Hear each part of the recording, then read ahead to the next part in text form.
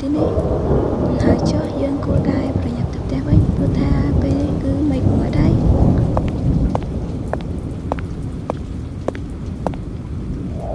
អេឈប់សិនមើលទៅនាង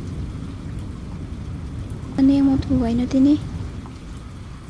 គឺខ្ញុំគ្រាន់តែមកអង្គុយលេងនៅទីនេះប៉ុណ្ណោះនាងមិនបាច់ខ្វល់ខ្ញុំទេនាងគួរតែត្រឡប់ទៅវិញទៅ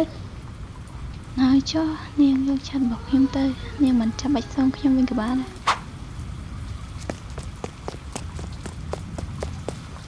ខ្ញុំពិតជាអរគុណខ្លាំងណាស់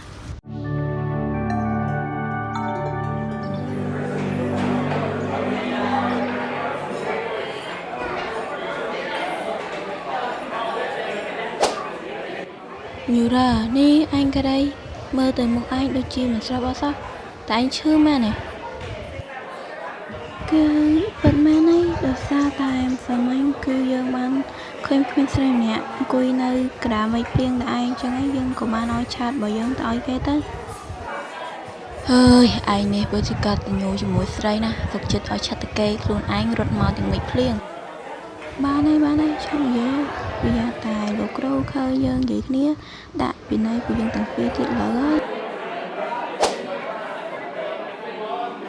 យូរ៉េឯងទំនេរបើឯងទំនេរជួយបង្រៀនមេរៀនយើងខ្លះបានអត់ដោយសារតែមានកន្លែងខ្លាំងគឺយើងអត់ចេះ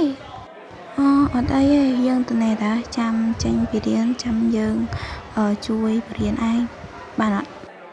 ហើយមើលទៅនាងចុះជាស្រីស្អាតប្រចាំសាលាហើយថែមទាំងជាសិស្សបកាទៀតពិតជាមានប្រុសច្រើនណាស់ដែលចង់បាននាងមើលទៅខ្ញុំប្រហែលជាគ្មានសំណាងទេ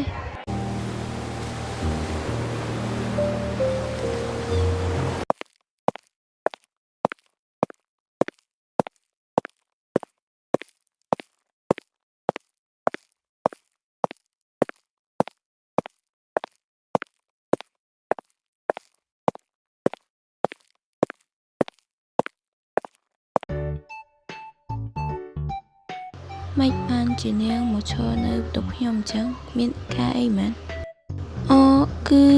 គឺខ្ញុំយកឆាតមកសងនាងវិញហ្នឹងណា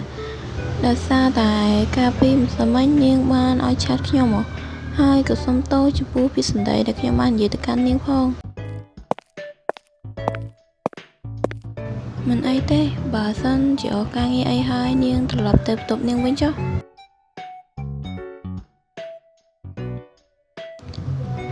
អូឈឺក្បាលណា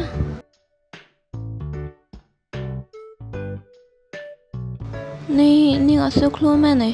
អត់អីចាំខ្ញុំជូននាងទៅក្នុងបន្ទប់ក៏បានដែរហើយណាមួយវាក៏ជាកំហុសរបស់ខ្ញុំដែរដែលធ្វើឲ្យនាងខ្លាចទៅជាបែបនេះចាំខ្ញុំជូននាងទៅក្នុងបន្ទប់ចុះ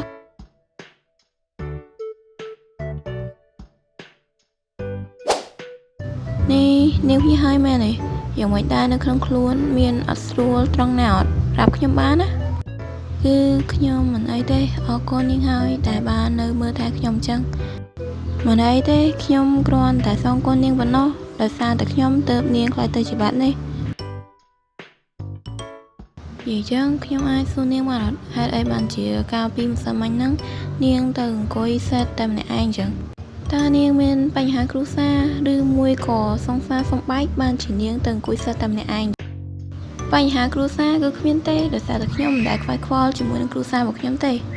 ចំណែករឿងសង្សារហ្នឹងក៏គ្មានដែរដោយសារតែខ្ញុំមិនដែលគិតខ្វាយខ្វល់ឬបែបហ្នឹងទេព្រោះតែខ្ញុំមិនមែនជាមនុស្សដែលឃើញភ្លាមស្រឡាញ់ភ្លាមនោះទេព្រោះថាខ្ញុំរាល់ថ្ងៃគឺគិតតែខំរៀនសូត្រតែប៉ុណ្ណោះហើយនាងក៏មិនបាច់ចង់ដឹងពីរឿងផ្ទាល់ខ្លួនរបស់ខ្ញុំដែរ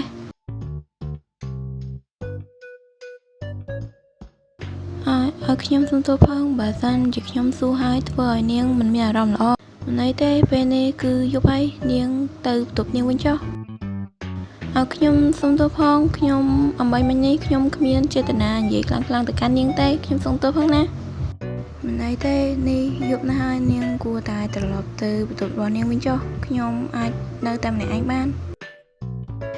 មហូបរបស់នាងគឺខ្ញុំបានទុកលើតុនោះនាងឆាប់ញ៉ាំទៅតើវានៅក្តៅតែទុកត្រជាក់តិចទៀតវាមិនឆ្ងាញ់ទេអញ្ចឹងខ្ញុំទៅសិនហើយ